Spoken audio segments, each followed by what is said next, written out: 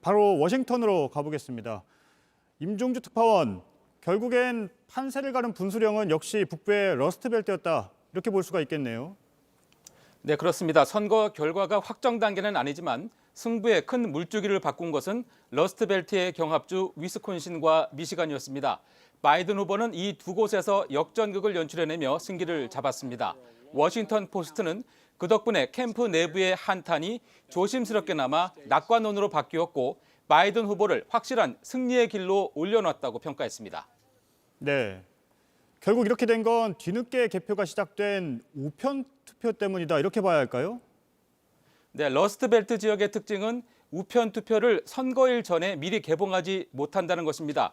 봉투에서 투표지를 일일이 꺼내서 서명을 확인하고 스캔 작업을 해야 하는데 이게 시간이 많이 걸립니다. 그렇다 보니 자연히 선거 당일에 현장 투표 먼저 개표가 이루어졌고 여기에 강점이 있는 트럼프 대통령이 앞서 나갔던 것입니다. 그러다가 뒤늦게 쏟아진 우편 투표에서 바이든 후보에게 표가 몰렸고 순식간에 판세가 뒤집혔습니다. 이른바 붉은 신기루 현상입니다.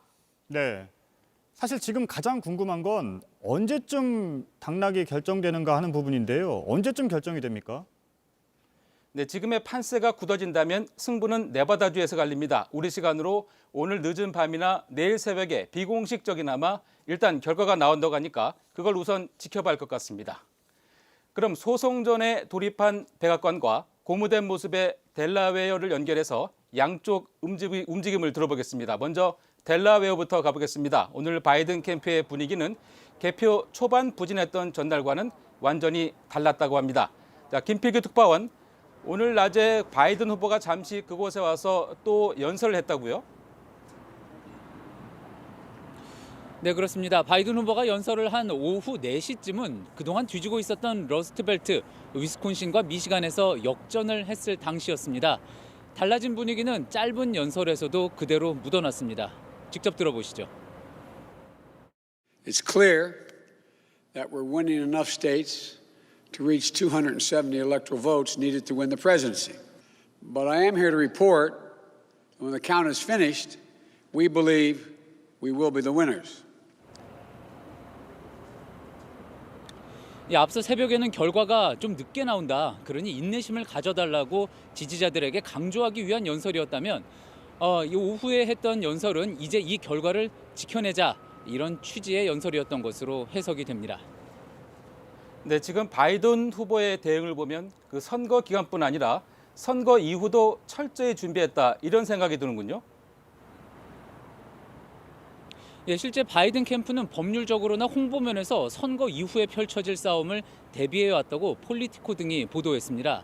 20년 전 대선 당시 민주당의 엘고 후보가 패배를 섣불리 시인했다가 이를 철회하고 재검표에 들어가는 일이 있었는데요. 이때 수세에 몰린 모습을 보인 게 패배의 결정적인 원인이 됐다는 분석입니다. 당시 엘고 캠프에 있었던 인사가 지금 바이든 캠프에서 조언을 하고 있는 것으로 알려져 있습니다. 오늘 두 번째 연설에서는 트럼프 대통령과는 차별화되는 통합의 이미지를 부각시키는데 주력을 했습니다. 이 역시 들어보시죠. I know how deep and hard the opposing views are in our country on so many things. But I also know this as well. To make progress, we have to stop treating our opponents as enemies. We are not enemies. 자, 그렇다면 이제 결과가 좀 더 확실해지고 나면 김필규 특파원이 있는 그곳에서 승리 선언할 가능성도 있겠군요. 예, 제가 지금 있는 델라웨어 윌밍턴은 바이든 후보에게 아주 의미가 깊은 곳입니다. 펜실베니아 출신인 바이든 후보가 10살 때 이곳으로 이사를 와서 두 아들을 낳고 또 상원의원이 되고 지금 부인인 질 바이든 여사를 만난 곳입니다. 그리고 2015년 뇌종양으로 숨진 장남을 이곳에 묻기도 했습니다. 전당대회 마지막 날 후보 수락을 한 이곳에서 승리 선언을 함으로써 이번 대선에 종지부를 찍을 걸로 보입니다. 네, 잘 들었습니다. 그럼 이번엔 백악관 앞으로 한번 가보겠습니다. 자, 홍희정 특파원, 지금 그곳 분위기는 어떻습니까? 어제 백악관 인근에서 극우단체 피습 사건도 있었는데 상황이 심각하지는 않은가요? 네, 현재 워싱턴 DC 시간이 새벽 6시를 막 넘긴 만큼 백악관 앞은 일부 취재진들을 제외하곤 한산하고 고요한 모습입니다. 전날 초저녁까지만 해도 이곳 백악관 앞에는 수백여 명 사람들이 모였었는데요. 대선 결과가 아직 또렷하게 나오진 않았지만 바이든 후보 쪽으로 판세가 기울면서 바이든 지지자들이 축제 분위기를 연출하기도 했습니다. 말씀하셨던 피습 사건은 백악관 정문에서 도보로 약 5분 정도 거리에 있는 곳에서 발생을 했었는데요. 이후 더 많은 경찰들이 백악관을 주변으로 배치돼 만일의 사태를 대비했습니다. 네, 그렇군요. 트럼프 대통령의 움직임도 궁금합니다. 트윗도 좀 뜸한 것 같은데 지금 어떻습니까? 네, 트럼프 대통령은 약 10시간 전에 트윗을 마지막으로 올린 후에 특별한 입장을 드러내지 않고 있습니다. 일부에서는 트럼프 대통령의 피로도가 높을 것이라는 추측도 나오고 있는데요. 트럼프 대통령이 선거 첫날 기자회견에서 목소리가 굉장히 많이 쉬었고 표정도 안 좋았던 것을 보고 나온 분석인 것 같습니다. 당시 연설 영상 잠시 보시겠습니다. This is a very big moment. This is a major fraud in our nation. We want the law to be used in a proper manner. 네, 트럼프 대통령 지지자 사이에선 또 가짜 뉴스가 확산되고 있다고 하는데 이건 또 어떤 내용입니까? 트럼프 대통령도 트윗을 통해서 이번 선거에 문제가 많다는 주장을 계속 펴고 있죠.